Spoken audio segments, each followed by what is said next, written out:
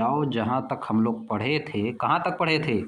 Life cycle of a plant. इसके ऊपर पूरा हो चुका था। क्रिस्कोग्राफ के बारे में बता दिए थे।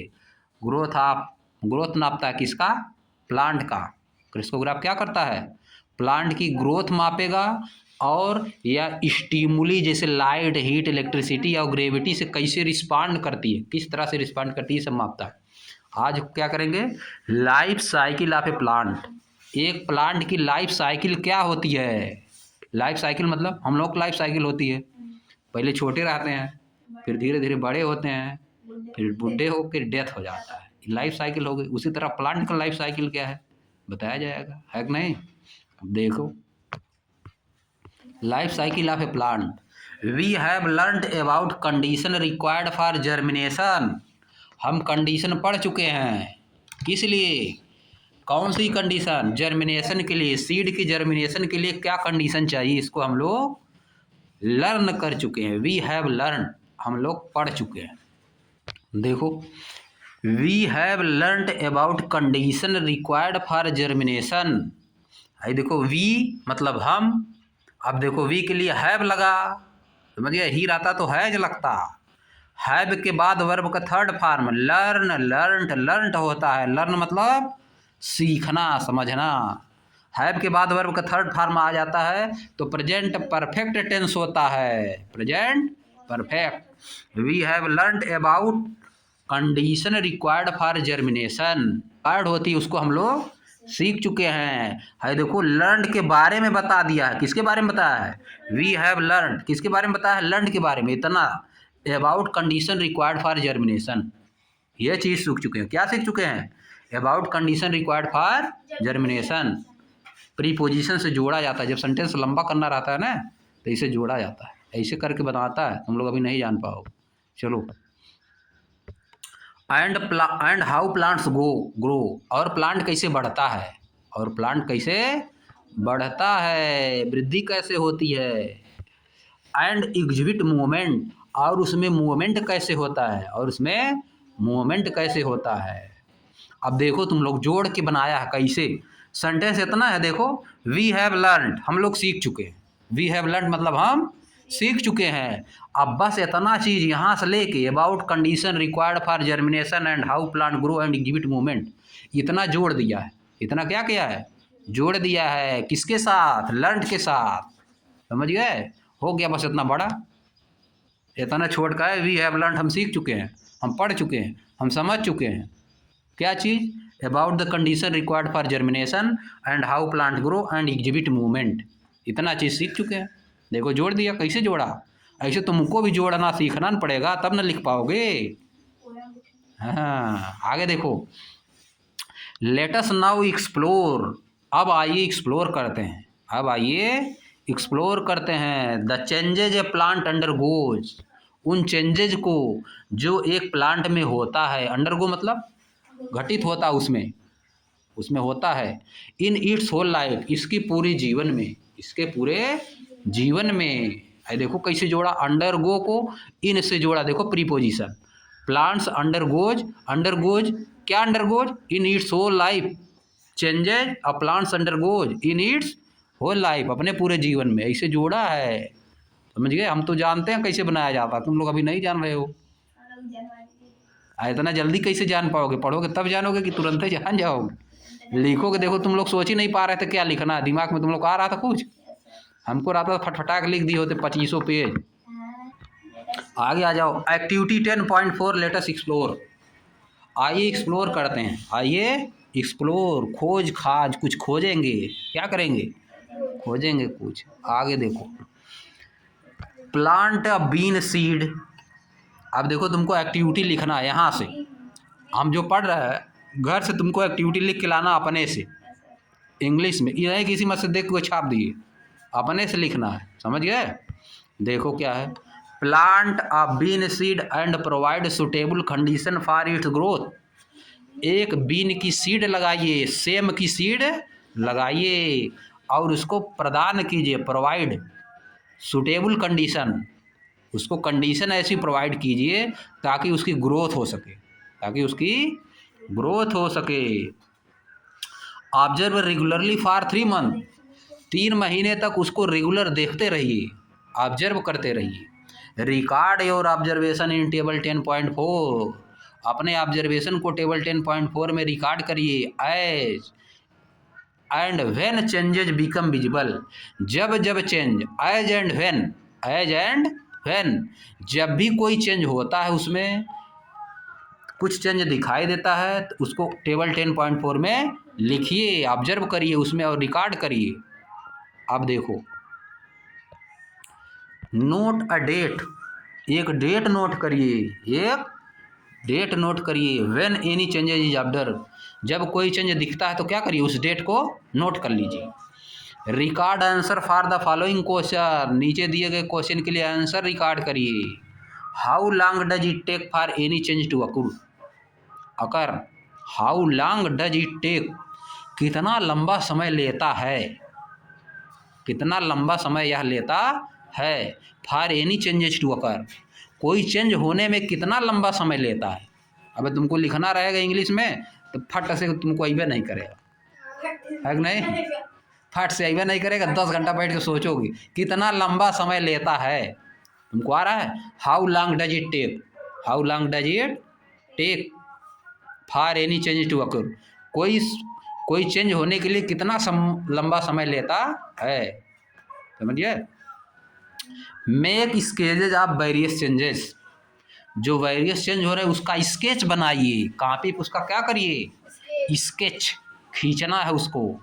स्केच मतलब खींचना, ड्राइंग करना, समझ गए। Make sketches of various changes, जो तरह तरह के चेंज हो रहे हैं उसका स्केच बनाइए, अपने कॉपी पे उसका स्केच बनाइए। दैट यू ऑब्जर्व, जो आप ऑब्जर्व करते हैं, जो आप ऑब्जर्व करते हैं इन टेबल 10.4, टेबल 10.4 में। अब फिर देखो, आफ्टर हाउ मैनी डेज, कितने दिनों बाद, इसी को लिखने रहेगा तुम गड़बड़ा जाओ।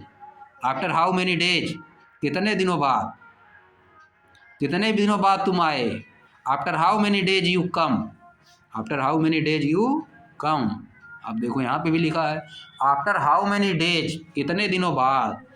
Does the first flower appear, पहला वाला फ्लावर अपीयर हुआ, एक फ्लावर मतलब उसमें फूल कितने दिनों बाद लगा, ये बताना है। After how many days does the flower appear, first flower appear, पहला फूल उसमें कितने दिनों बाद लगता है, अपीयर होता है, समझिए। अब देखो आ जाओ, after some part of the flower have dried, after some part of the flower have dried, dried मतलब सूखते हैं। प्लांट, जब फ्लावर के कुछ पार्ट क्या होते हैं, सूखते हैं। कैन यू सी, क्या आप देख सकते हैं, एनी फर्दर ग्रोथ, और ग्रोथ देख सकते हैं। जब फ्लावर का कोई पार्ट सूखता है तो क्या आप उसमें और ग्रोथ देख पाते हैं, आगे, फर्दर मतलब आगे। Which structure do you, which structure do the remaining part of the flower develop into, flower के रिमेनिंग पार्ट में क्या डेवलपमेंट आया, जो बचा हुआ पार्ट है फ्लावर के अतिरिक्त। which structure do the remaining part of the flower develop into, जो प्लांट है फ्लावर के रिमेनिंग पार्ट में, which structure of the remaining part of the flower, flower के रिमेनिंग पार्ट में और क्या डेवलपमेंट आया, और क्या डेवलपमेंट आया। अब देखो, can you notice a part or a fruit with seed develop from a flower, can you notice a part, क्या आपने पार्ट या fruit with seed develop from a flower, क्या आपने नोटिस किया कि सीड से पार्ट या फ्लावर डेवलप हुआ है, सीड से पार्ट या फ्लावर फ्रूट डेवलप हुआ है, सीड या सीड से क्या डेवलप हुआ है, पार्ट या फ्रूट डेवलप हुआ है। पार्ट मतलब जिसके अंदर फ्रूट पाया जाता है, जिसके अंदर फ्रूट पाया जाता है। What happen to the plant after fruits, what happen to the plants after the fruit containing seed are form, what happen to the plant, plant के साथ क्या होता है, क्या चीज़ घटित होता है, after the fruit containing seed are form, जब fruit containing seeds are form, fruit जिसमें सीड बन जाती है तब क्या होता है प्लांट के साथ, प्लांट के साथ तब क्या होता है, जब फ्रूट के अंदर सीड बन जाती है तो प्लांट के साथ क्या होता है, प्लांट को तब क्या किया जाता है, काट लिया जाता है, काट के घर पे ला दिया जाता है कि नहीं। इसके बाद उसको निकाल दिया जाता है, उसको बोला जाता है मड़ाई, थ्रेसिंग, मड़ाई की जाती है उसका ना, है कि नहीं। चने का, मटर का, गेहूँ, धान, अरहर, सबका क्या किया जाता है, निकाल दिया जाता है उसको बाहर, फिर वही खाया जाता है कि नहीं। यही सब होता है। आगे आ जाओ। अब देखो, changes observe during the growth of plant. क्या चेंज हुआ, डेट लिखो यहाँ पे। सीड आर सोन, सीड बो दिए पहले, स्केच बनाओगे तो सीड खाली बोआया है कि नहीं, मिट्टी लगा के बस उसी में रख दिया जाएगा। दूसरा, धीरे धीरे जब फिर क्या होगा, उसमें स्वेलिंग आएगी, सीड में स्वेलिंग पहले आएगी, पहले क्या आएगी, स्वेलिंग आएगी। जब स्वेलिंग आ जाएगी तब इसके बाद क्या आएगा, सीडलिंग तब बन जाएगी। इसके बाद फटेगा, तब क्या होगा, फटेगा, फिर सीडलिंग उसमें से निकल जाएगा। समझिए, ये सब बनाना, स्केच बनाना है इसका, समझिए। सीडलिंग आ जाएगा, फिर इसके बाद क्या होगा, सीडलिंग आने के बाद फिर प्लांट, और इसको बढ़ाना 1 2 3 दिया है ना, 4 5 6 7 8 9 10 तक ले जाओ, समझ गए। फिर इसके बाद उसमें क्या आ जाएगा, जब सीडलिंग बन जाएगा फिर उसमें क्या आ जाएगा, लीव्स आ जाएंगी, स्टेम आ जाएगा, फ्लावर आ जाएगा, ये सब लिखना है उसमें। फ्लावर के बाद फिर फ्रूट आएगा, समझिए, फ्रूट आ जाएगा, फिर उसके अंदर, फ्रूट के अंदर सीड आ जाएगी, फिर इसके बाद हम लोग उसको काट लेंगे, अब नहीं, यही सब लिखना है इसमें है। तो उसको खाना खिलाओगे तो क्या जवान थोड़ा ना जाएगा, है कि नहीं, वो तो बूढ़ा होगा ना, वैसे प्लांट भी है, समझ गए। उसको खूब बढ़िया बढ़िया खाना खिलाओगे तो जवान हो जाएगा बूढ़ा आदमी, था, समझ गए। अब देखो, गो थ्रू द ऑब्जर्वेशन से होकर जाइए, फिर से एक बार, गो थ्रू द ऑब्जर्वेशन से होकर जाइए, जो आप ऑब्जर्व किए उससे होके जाइए, यानी देखिए उसको, उस पर चलाना थोड़ा ना है, उससे होकर जाना मतलब उसको ऑब्जर्व करना, देखना ध्यान से। You recorded regarding the growth of bean plant in table 10.4। Table 10.4 में सेम का प्लांट, बीन प्लांट की ग्रोथ के बारे में जो आप रिकॉर्ड किए हैं उसको आराम से क्या करिए, देखिए, समझिए। What changes do you observe after the fruit are form. आपने क्या चेंज ऑब्जर्व किया, जब उसमें फ्रूट आ गया तो आपने क्या चेंज ऑब्जर्व किया। Does the plant become yellow, क्या प्लांट येलो हो गया, ड्राई हो गया, even when you continue watering it, जबकि आप इसको पानी दे रहे हैं तब भी। So the seed obtained from your bean plant, उस जो बीन प्लांट से जो सीड मिला उसको फिर क्या करिए, सो करिए, SOW, सो मतलब बोना, फिर बोइए। Watch how the seed give rise to a new germination of bean plant. अब फिर देखिए कि एक नया प्लांट कैसे डेवलप हो रहा है, नया प्लांट कैसे जर्मिनेट हो रहा है। Compare the sketches that you have drawn in table 10.4 with figure 10.4। आपने जो 10.4 में स्केच खींचा है या फिगर 10.4 में, उससे फिर कंपेयर करिए, फिर देखो। A seed grow into a young plant and matures to produce flower and fruit। ये सीड क्या हो गया, एक यंग प्लांट हो गया, बड़ा प्लांट हो गया और मेच्योर हो गया, क्या करने के लिए, फ्लावर और फ्रूट प्रोड्यूस करने के लिए। The fruit in this case a part, इस केस में फ्रूट क्या है, एक पार्ट है।